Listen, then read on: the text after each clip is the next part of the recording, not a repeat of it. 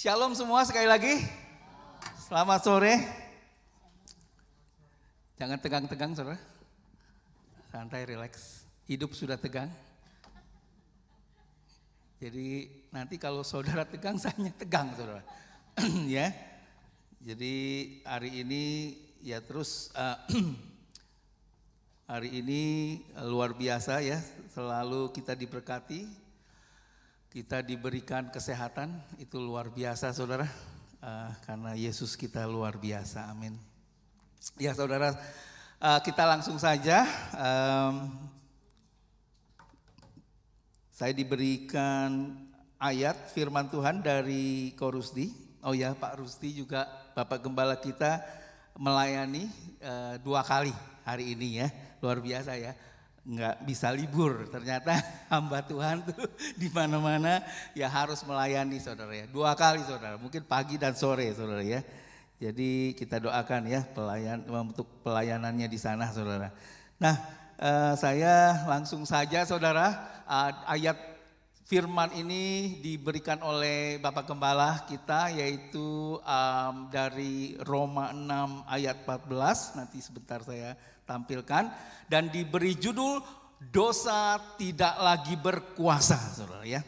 Dosa tidak lagi berkuasa, dengan judul ini saudara. Ya oke, terima kasih. Roma 6 ayat 14 ya. Jadi kita baca sama-sama yuk. 1, 2, 3. Sebab kamu tidak akan dikuasai lagi oleh dosa, karena kamu tidak berada di bawah hukum Taurat, tetapi di bawah kasih karunia. Amin. Ya, saya mau bertanya, saudara tahu nggak apa dosa sih? Apa itu dosa?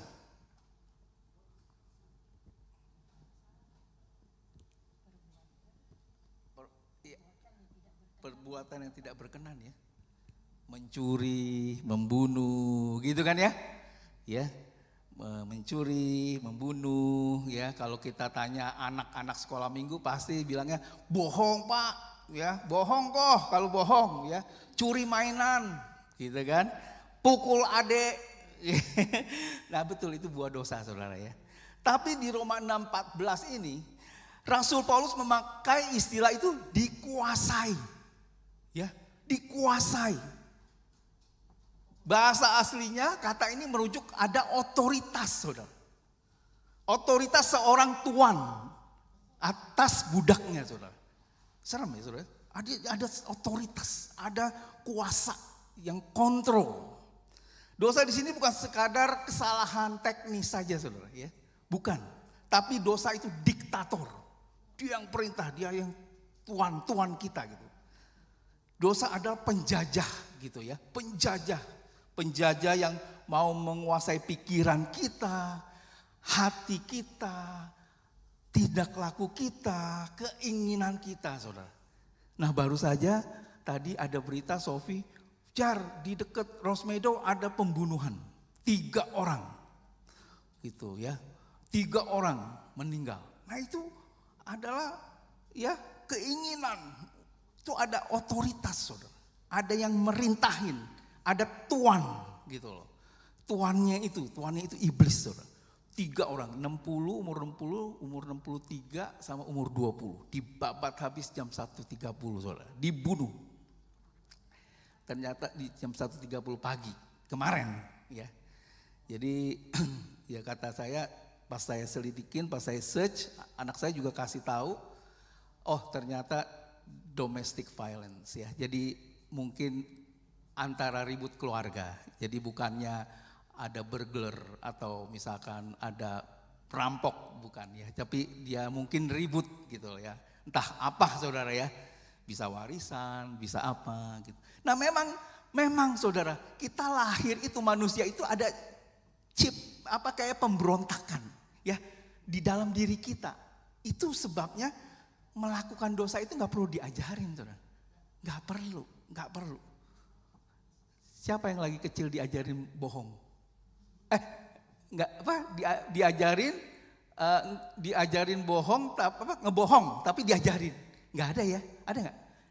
Nggak ada ya. Masih kecil aja kita bisa ngebohong loh. Bisa kan? Bisa ya?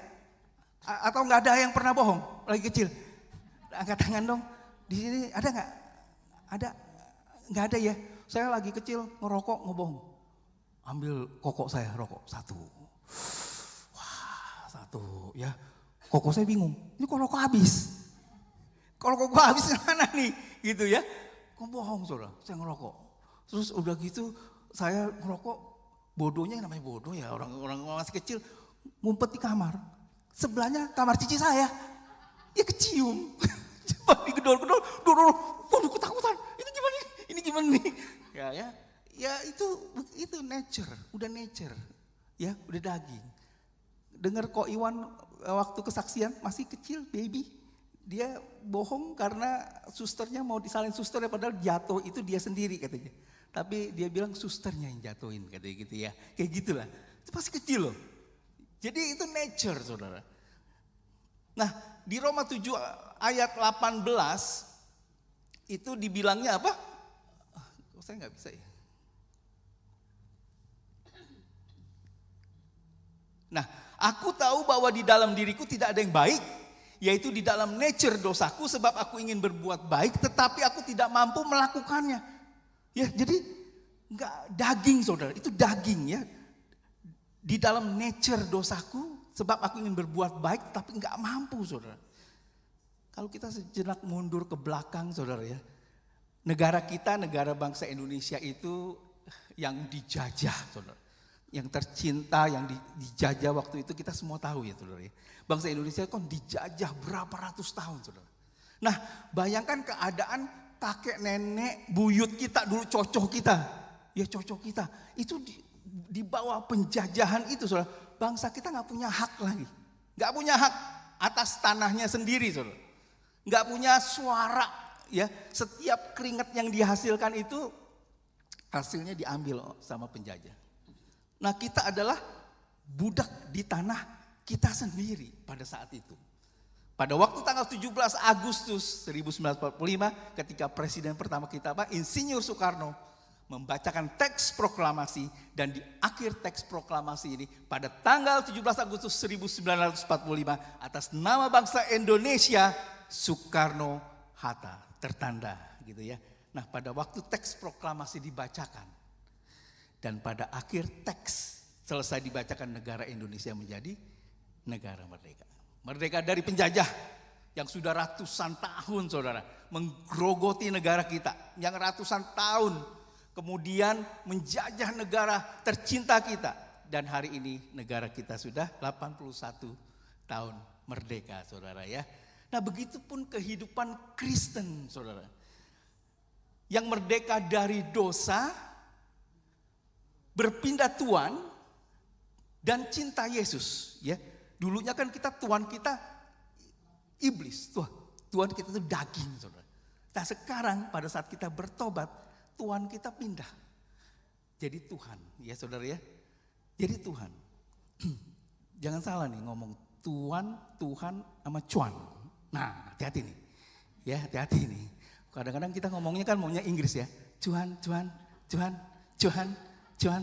Nah ya Tuhan, tuan, cuan. Ya, hati-hati nih. Tuhan, tuan, cuan.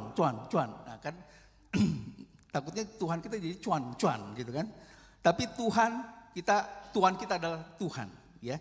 Nah cinta Yesus karena dengan berani meninggalkan yang Yesus nggak suka saudara.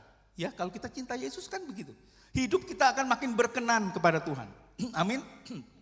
Karena saya ngerti ketika kita mencintai Yesus, kita mau melakukan yang Tuhan, yang Tuhan kalau kita mau cinta Tuhan, kita mau melakukan yang Tuhan suka, benar nggak?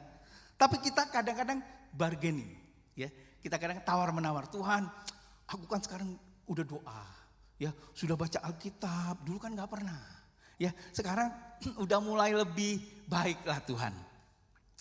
Tuhan, tapi saya belum bisa ninggalin rokok saya, ya. Tapi saya belum bisa ninggalin nonton film porno.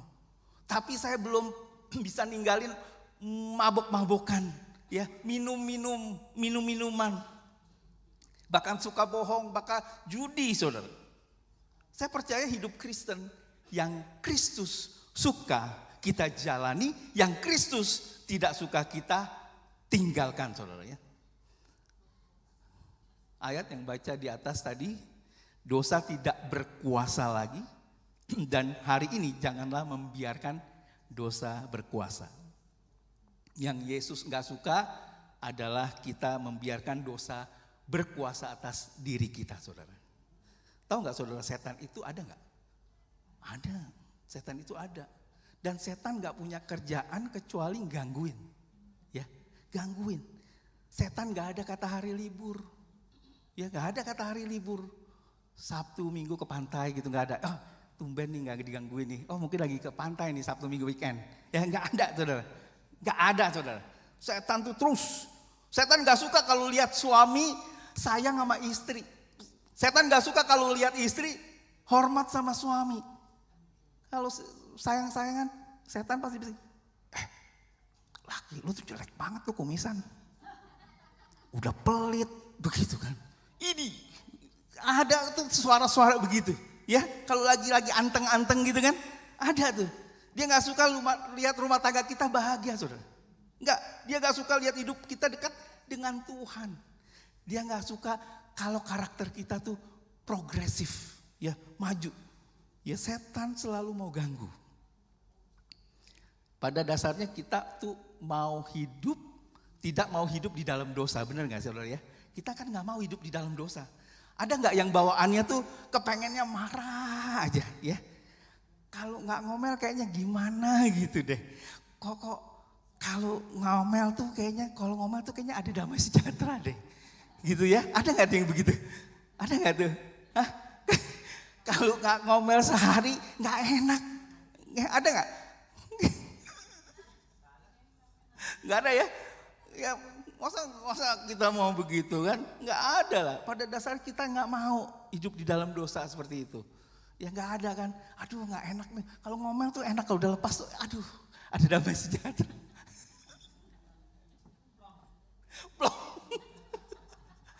That's it. Saya tahu Pak Pendeta, kalau saya belum menikah itu saya nggak boleh melakukan hubungan seks. Tapi kita sudah saling mengasihi nih Pak, gimana Pak? Toh yang penting kita kan nggak hamil. Puji Tuhan sudah 5 tahun Tuhan jaga nggak hamil. Iblis itu licik, saudara. Ya, iblis itu licik. Kemasannya apapun kemasannya tetap iblis. Ya. Tetap iblis, kemasannya apa aja saudara. Tapi kalau saudara sudah nyaman dengan dosa, artinya setan sedang menjajah kita. Atau setan adalah tuan kita. Kita adalah hambanya. Ya. Martin Luther berkata, Anda tidak dapat mencegah burung terbang di atas kepala Anda, tapi Anda dapat mencegah mereka membangun sarang di rambut Anda. Ya, jadi apa saudara? Kita gak bisa tuh mencegah pikiran jahat, pikiran negatif ya. Tapi kita bisa menolak gitu. Jangan sampai pikiran itu kelamaan itu di pikiran kita, di otak kita gitu saudara ya. Lagi mandi, ingetin pikiran jahat. Lagi makan, kayak ada lagu. Aku lagi mandi, ingat kamu. Aku lagi makan, ingat kamu. Aku lagi, apa tuh ya.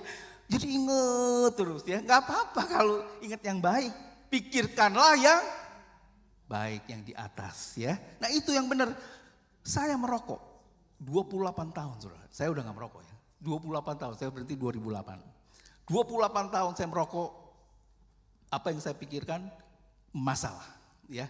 Saya dulu di Indonesia merokok 3 bungkus. Jisamsu, Gudang Garam, sama Marlboro. 3 gini, bawa 3 gini. Karena kalau di Indonesia kan harus bagi-bagi ya. Kalau saya duduk begitu di meja, udah bagi gitu. Karena mau bawa 3. Di sini nggak bisa, saudara, mahal. Ya, di sini cuma 1 saudara. Di sini cuma 1, saya bawa 1 ya. Nah, saya itu pada saat saya merokok itu nikmatnya apa? Pada saat saya mikirkan masalah, pikirkan yang kenapa sih gue di sini? Kenapa gue di Australia? Nah saya pada saat itu saya stres sebelum bertobat ya saudara ya. Ini kalau saya di filmin itu cukup lumayan panjang dan saya singkat aja saudara. Dan cukup lumayan menarik saudara. Jadi saya 9 tahun pada saat tiba di Sydney sampai bertobat itu saya marah sama Tuhan. Jadi saya pakai kekuatan sendiri, saya merokok, saya stres, bukan di atas saya stres itu kan depresi saudara. Saya di atasnya depresi, apatis. Jadi sudah nyuci piring gini, ngapain gue hidup ya? Begitu loh saudara ya, ngapain sih? Kalau asal di malam-malam anak-anak udah tidur, anak-anak saya masih kecil-kecil waktu itu ya, masih saya suruh tidur jam 8, saya di belakang rumah begini. Merenung saudara, nggak ada sukacita sama sekali. Nggak ada damai sejahtera sama sekali. Jadi di kepala saya tuh mikirin masalah terus ya. Masalah kenapa gue begini, kenapa gue begini, kenapa gue gitu. Jadi, waduh ngerokok paling enak tuh saudara ya. Nah dari situ saudara saya akhirnya bertobat. Ya bertobatnya melalui Bapak Gembala dan Mama Flora ini. Kongkolikong saudara. Panjang ceritanya, saya singkatin aja saudara ya. Makanya saya seru kalau ceritanya itu sebenarnya seru, cuman saya singkatin aja. Dari bertobat itu saya memang nggak pakai nikabet, nggak pakai nikoret, karena saya berpikir kalau pakai nikabet dan nikoret itu hanya transfer habit, ya. Jadi transfer habit, cuman nempel, nanti kalau dicabut mau ngerokok lagi, cuman transfer habit gitu loh. Tapi dari situ saya baca renungan harian dari Ko Ganteng ini. Jadi Ko Ganteng ini dulu ngasih renungan harian di gereja kita di GBI waktu di Minto. Nah saya ambil. Saya cinta mula-mula sih 2008 ya kok ya ngontorin mana surgawi selalu. Jadi saya bawa itu, saya terus saya musik. Jadi selama perjalanan saya dari sini ke Matrafil dulu 1 jam itu saya 3 batang. Dari Matrafil pulang itu 3 batang, istirahat 2 kali itu 2 batang. Jadi di rumah itu berapa batang. Jadi bisa dihitung berapa batang. Nah itu artinya apa? Saya mikirin masalah terus kan. Saya lagi ngerokok mikirin masalah. Nah pada saat saya bertobat, saya nyanyikan lagu. 1 jam ke sana nyanyiin lagu. Loh tiba-tiba kok gak ngerokok? Saya kaget sendiri. Wow, that's amazing. Saya nggak ngerokok, cuma nyanyi karena saya lagi cinta mula-mula. Mana surgawi saya bawa pada istirahat, saya baca mana surgawi, baca. Loh, saya bilang biasanya saya begini, gemeteran, saudara. Kalau nggak istirahat udah berapa menit, udah kerja 2 jam lebih kan mau begini. Wah nggak bisa, saya mesti ngerokok. Kalau makan berminyak itu saya mesti merokok. Tapi pada saat saya baca mana surgawi, saya kaget juga. Kok gak mau ngerokok? Wah saya tahu kuncinya. Wah ini semua apa yang kita pikirkan apa? Firman Tuhan, pujian. Karena di atas pujian itu ada kuasa saudara, benar. Tuhan hadir, pujian itu ada kuasa. Memang gak stop. Langsung 2 bulan kira-kira. 2-3 bulan saya stop.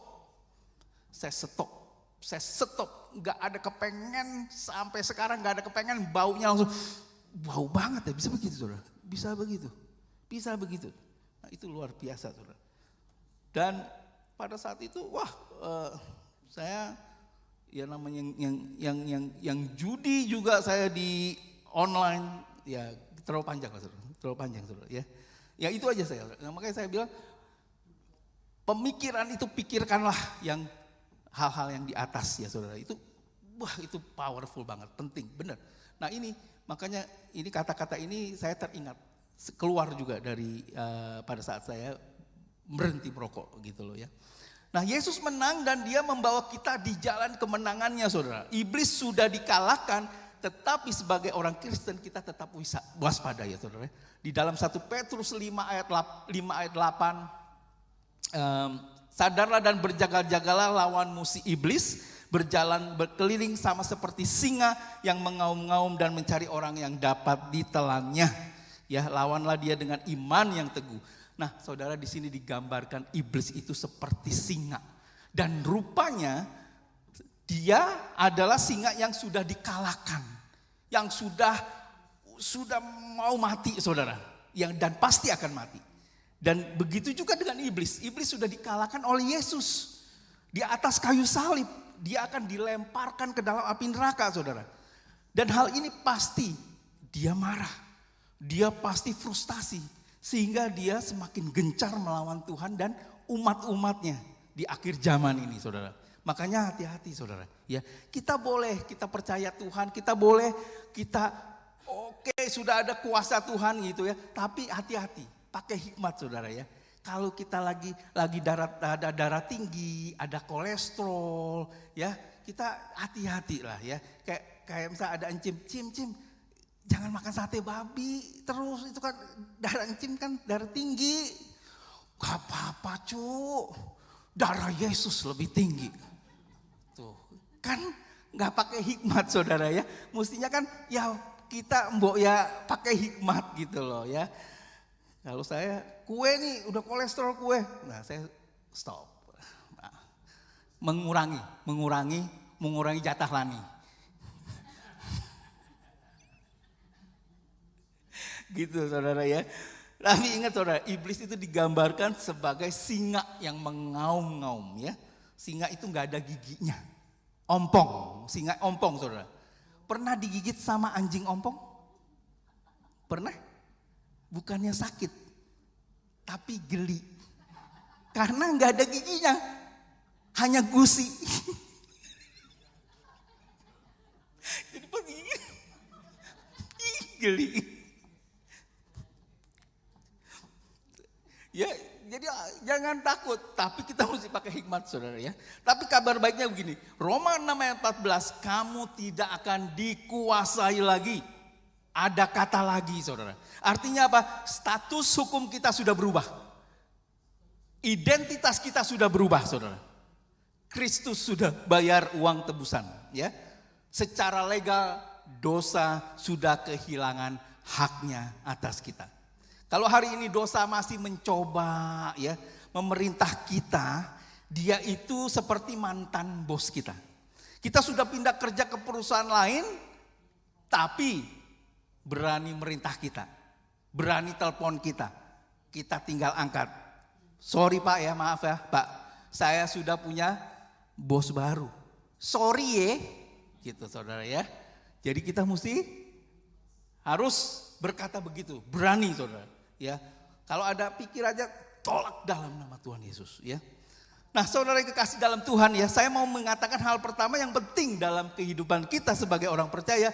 Pada waktu Yesus berkata di kayu salib, tetelestai atau sudah selesai, pada prinsipnya bagi kita yang percaya kepada Yesus, kita benar-benar sudah merdeka dari dosa.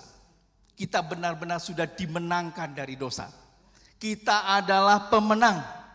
Ya, antara kita dengan dosa sudah bercerai. Sudah putus hubungan. Kalau dulu yang sebelumnya dosa itu adalah Tuhan kita, saudara. Nah saudara, antara kita dengan dosa itu udah gak ada hubungannya lagi. Pertanyaannya, kenapa masih banyak di antara kita yang masih terjerumus ke dalam dosa? Bukan karena darah Yesus itu tidak manjur, saudara. Ya, bukan karena darah Yesus itu tidak mempan, tidak mampu memerdekakan dosa kita. Tapi diri kita sendirilah. Ya, diri kita sendiri yang menjerumuskan ke dalam dosa tersebut, saudara. Kita masih menjerumuskan diri kita, keinginan kita, ya keinginan kita, duniawi kita, ya seperti Pastor Hatin yang kemarin ya diceritakan duniawi itu ya. Saudara, pada waktu Yesus mengatakan dia sudah membayar lunas dengan darahnya semua akibat hukuman dari pelanggaran kita, Yesus sudah menanggung dosa kita. Dulu, sekarang, dan selama-lamanya ya. Nah dan saya percaya Yesus dan Tuhan sebagai Tuhan dan Juru Selamat pribadi kita harus menyadari benar-benar bahwa hidup di dalam kemerdekaan. Kita benar-benar hidup merdeka dari kebiasaan dosa kita, saudara. Bagaimana kita bisa terlepas ya dari kebiasaan cara hidup kita, saudara.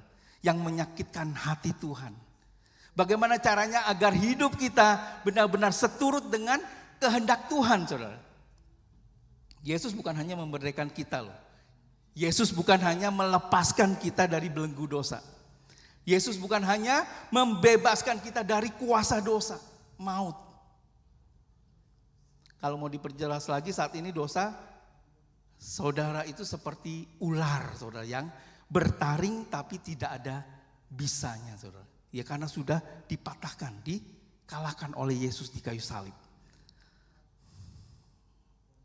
Saudara yang kasih dalam Tuhan ya, apa yang harus kita buat hari ini?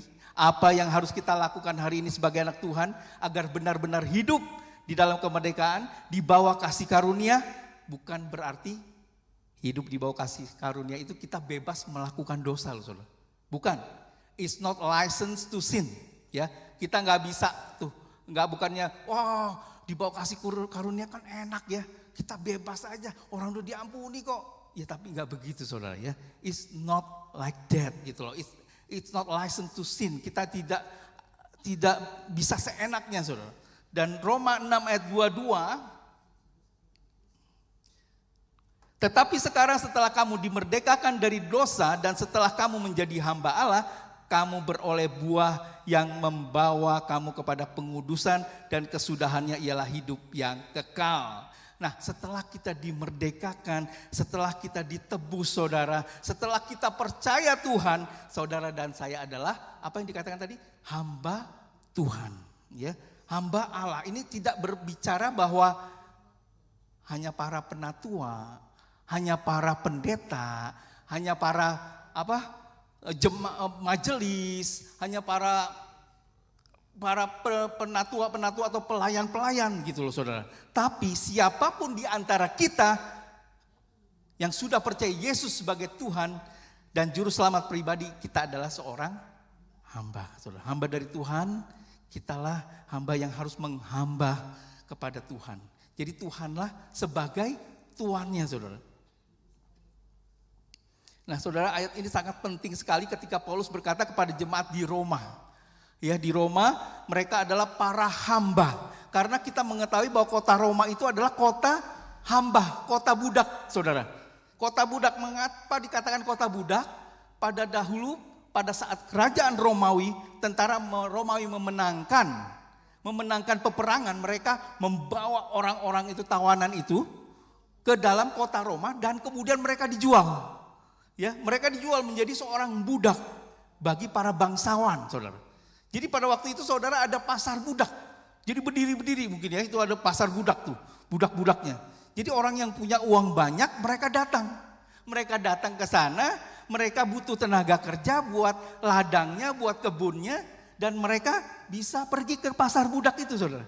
Tinggal pilih, membeli para budak itu. Ketika seorang budak dibeli oleh bangsawan, jangan pernah saudara memikirkan konsep budak yang ada di dalam Alkitab dengan yang keadaan sekarang kita ini, saudara.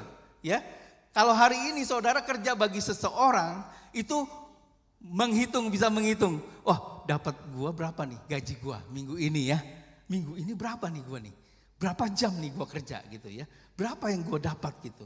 Nah, bukan begitu, saudara. Konsep budak pada waktu Alkitab ditulis, ketika seorang budak dibeli oleh seorang bangsawan, saudara, maka yang ada di dalam pikirannya itu, mereka nggak pernah tuh berpikir bahwa oh di awal bulan nanti mereka mendapatkan gaji. Nggak ada, saudara. Karena yang mereka tahu adalah mereka hanya bekerja, dan bekerja. Pertanyaannya adalah upah mereka bekerja apa dari para bangsawan ini? Hanya satu upah mereka. Ketika mereka bekerja, dan pekerjaan mereka adalah apa? Menyenangkan hati tuannya. Itu aja, saudara. Ya, menyenangkan hati tuannya. Nah, saudara, hari ini kita sudah dimerdekakan. Jika orang-orang yang begitu banyak berhutang kepada Yesus, saudara. Yesus kita yang sudah membayar dengan darahnya. Sudah menderita mati bagi pelanggaran-pelanggaran kita. Kita yang bersalah, tapi Yesus yang dihukum karena kesalahan kita, saudara. Makanya banyak orang yang iri saudara sama orang-orang Kristen. Enak sekali lu ya orang Kristen, masa lu yang salah kok yang orang lain yang nanggung, yaitu Yesus yang nanggung. Ya itulah yang dinamakan kasih karunia saudara. Itulah yang dinamakan kasih karunia. Kita sungguh bersyukur saudara. Kita kalau dulu saya nggak mengenal ini kan, saya bilang wow begitu jahatnya saya ya. Tapi pada saat saya mengenal kasih karunia ini, wow sungguh bersyukur. Sungguh bersyukur saudara. Kita nggak bakalan bisa saudara. Yesus begitu mengasihi saudara dan saya pada waktu dia berkata tetelestai di atas kayu salib. Ketika dia berkata sudah selesai, maka seluruh persoalan, seluruh hukuman yang seharusnya saudara dan saya terima, Yesus sudah bayar di kayu salib saudara. Sudah selesai itu saudara. Nah saudara yang terkasih di dalam Tuhan hari ini, apa yang harus kita buat dan kita lakukan yang sudah dimerdekakan saudara? Kita seorang hamba. Upah kita hanya satu. Apa yang kita buat, apa yang kita lakukan hanya satu, menyenangkan hati Tuhan kita saudara ya. Yaitu Allah yang telah menyelamatkan kita. Tidak ada lagi upah lain saudara. Membahagiakan dan membanggakan hidup kita selain daripada sebuah kehidupan yang menyenangkan Tuhan saudara. Kalau saudara dan saya menyenangkan hati Tuhan, kita tidak mungkin kita berbuat dosa saudara. Tidak mungkin kita minum minuman keras. Tidak mungkin kita hidup dengan perjinahan. Karena kita tahu Tuhan sudah membayar begitu mahal ya. Kalau saya ibaratkan mungkin mungkin misalkan ada telepon orang ya, tinggal telepon gitu, mungkin dari siapa, ibu siapa gitu ya, telepon mungkin sama siapa ya, sama Lani gitu ya. Lani, mortgage kamu saya bayarin semua ya. Enggak, ini misalnya. ini misalnya. Jangan serius ya. Misalnya gitu. Lani, mortgage itu ya gitu. Wah, senang enggak saudara? Senangnya. Ya, tinggal di sebelah bilang Lani, mortgage kamu saya bayarin semuanya. Waduh. Terus pada saat dia minta tolong, Lani tolong dong jemputin ini tolong ini saya mau ke overseas, tolong motongin rumput dong. Apakah kita bilang, emang gua budak lu, gitu kan? Pasti kita bilang apa? Siap. Jangankan motong rumput, potong semuanya juga saya potong, ya. Nggak ada kata-kata yang nama tidak. Benar nggak, saudara? Nggak ada. Baru mau ngomong, Lani toh, siap. Belum ngomong loh, belum toh, baru toh. Udah pasti Lani bilang, siap. Apa aja, ya. Tuhan Yesus mati di kayu salib. Darahnya tercurah, mati. Kepalanya diludahin, ya. Pakai tercongkel. Itu yang buatin waktu di Rabu doa malam tuh, pakai besi ya, duri, sampai buatin nangis, duri saudara, duri congkel, jadi ibaratnya gini, sudah ketanam durinya, dicongkel gitu, ya, waduh berdarah. Lalu kalau ngelihat begitu ya saudara, kan ingat gitu, kita mau melakukan itu, kita nyenengin hati Tuhan gak ya, gitu ya, sedih loh saudara ya. Yang ya kita benar-benar hidup, kita sudah dimerdekakan, sudah Tuhan mati buat kita. Ya benar-benar sih kalau misalkan masih kita melakukan hal-hal yang gak benar gitu ya, mendukakan hati Tuhan, itu kebangetan kalau buat saya bilang ya. Jadi kita sungguh bersyukur saudara, sungguh bersyukurlah. Dan yang harus kita lakukan agar benar-benar kita hidup dalam kemerdekaan, ayat firman Tuhan berkata yang apa? kamu beroleh buah yang membawa kamu kepada pengudusan. Yang kedua adalah hidup kudus. Apa hidup kudus? Artinya dipisahkan, saudara. Kudus itu diasingkan. Kudus itu apapun yang kita buat, apapun yang kita kerjakan, apapun yang kita lakukan hanya untuk Tuhan. Amin, saudara. Memisahkan pikiran kita untuk Tuhan, memisahkan hati kita untuk Tuhan, mengasingkan seluruh hidup kita hanya untuk Tuhan. Ya, ketika tubuh kita melakukan hal-hal yang tidak menyenangkan hati Tuhan, tidak menguduskan Tuhan, artinya kita sedang mendukakan hati Tuhan. Contoh merokok, ya, merokok pada saat kita merokok menyenangkan hati Tuhan enggak? Ya, enggak loh, saudara. Makanya kita kalau bagi yang masih merokok, kita tanya aja, enggak usah lah, misalkan, oh ini kudus atau apa, enggak usah. Nyenengin hati Tuhan enggak nih? Gua ngerokok, gue bisa jadi batu sandungan enggak buat orang banyak, gitu ya? Atau kesehatan lah, ini gue sehat gak ya? Iya kan, sehat gak buat diri gue gitu kan? Ya begitu, saudara. Yang harus kita buat setelah kita dimerdekakan, kita benar berjalan di dalam kemerdekaan kita. Benar-benar berjalan sebagai anak Tuhan, saudara. Yang menyatakan diri kita kepada orang lain bahwa kita itu adalah orang-orang yang telah dimenangkan. Hei, ini loh. Ya, jadi yang saya bilang tadi, jadi jangan sampai menjadi batu sandungan. Ya, tadi pertama apa? Kita menjadi hamba, kedua kita hidup kudus, ya, dan ketiga apa? Sebagai kesudahannya hidup kekal, saudara, di surga. Ya, setiap orang yang percaya kepada Yesus, setiap orang yang percaya bahwa Yesus adalah Tuhan, sudah datang menjadi manusia, mati, disalib, ya, dan bangkit pada hari ketiga, saudara, ya, itu menebus dosa kita. Dan Tuhan pada akhir kehidupan kita ketika meninggalkan dunia ini, karena kita sudah dimerdekakan dari dosa, maka kita sudah juga dimerdekakan dari hukuman kekal, saudara, ya. Oleh karena itu, kapanpun kita mati, bagaimanapun cara mati kita, saudara, sebagai orang-orang yang percaya, sebagai orang-orang yang sudah dimerdekakan oleh darah Yesus, tidak ada tempat lain selain surga tempat kita, ya. Amin, saudara. Apapun caranya, oh Pak, kalau misalkan orang mati di kapal, gimana tuh lagi tabrakan, gak ada masalah. Dia percaya Yesus gak? Itu. Matinya gimana, saudara? Mau matinya cara apapun, gak ada masalah. Ya, jangan ditanya, oh kalau gitu matinya di sono itu dong, ya, ada hukuman apa? Enggak. Dia percaya Yesus. Caranya mati, bukan caranya mati, saudara, tapi bagaimana dia percaya atau tidak sama Yesus.